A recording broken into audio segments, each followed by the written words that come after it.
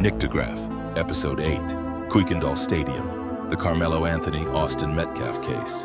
On a rainy afternoon in April of 2025, two 17-year-olds who had never met each other stood under a tent at a high school track meet in Frisco, Texas.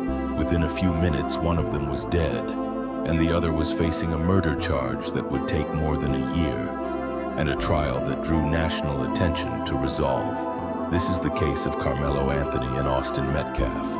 Austin Metcalf was a student at Memorial High School, a twin brother, and by the accounts given in court by his family, someone who saw himself as a protector, the kind of person who stepped in when he thought something wasn't right. On April 2nd, 2025, he was at Kuykendall Stadium for a district track meet involving several area schools.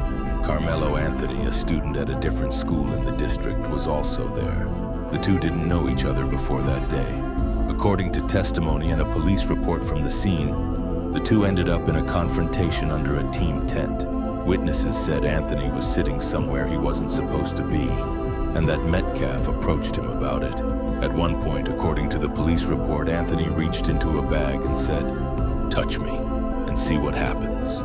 Witnesses testified that Metcalf then pushed Anthony, and that Anthony responded by pulling out a pocket knife and stabbing him once in the chest. The wound perforated Metcalf's right ventricle, according to testimony from the Collin County medical examiner. A football coach who was nearby testified that he applied pressure to the wound at the scene, and an athletic trainer performed CPR. Metcalf was taken to the hospital where he later died. According to his family, he died in his twin brother Hunter's arms. A coach who spoke with Anthony immediately afterward testified that Anthony told him, "He put his hands on me. I stabbed him." Witnesses said Anthony then jogged away from the tent. Police later recovered the knife on the stadium bleachers. Anthony was arrested and charged with murder. What happened in that tent became the entire question of the trial that followed, more than a year later. Prosecutors led by Bill Werski argued this was not a case of self-defense, that Anthony had provoked the confrontation, and that a shove did not justify a knife. "You don't get to meet a shove with a stab, especially if you provoke the shove," Werski told the jury. He argued the case was fundamentally about accountability, asking jurors what kind of community they wanted to live in.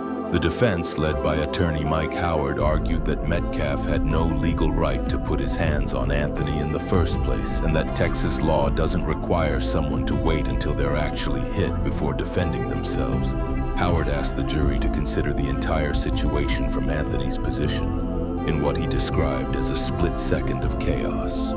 During the trial's punishment phase, the defense also argued that Anthony had acted under sudden passion, a legal standard that, if the jury had accepted it, would have reduced the charge to a second-degree felony carrying a lighter sentence rather than murder. The trial ran nearly a week, with testimony from students who witnessed the altercation, responding investigators, medical experts, and character witnesses called by the defense.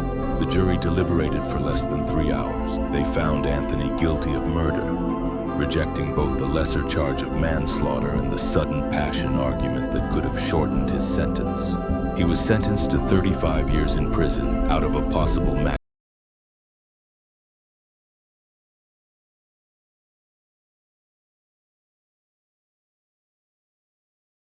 and a protector, and saying that her family's loss would outlast whatever time Anthony served.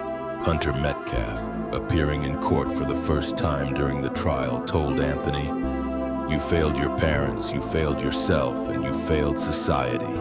Anthony's own mother, Kayla Hayes, asked the jury for mercy during the same phase of the trial. It's worth being direct about something that shaped how this case was covered nationally from the start.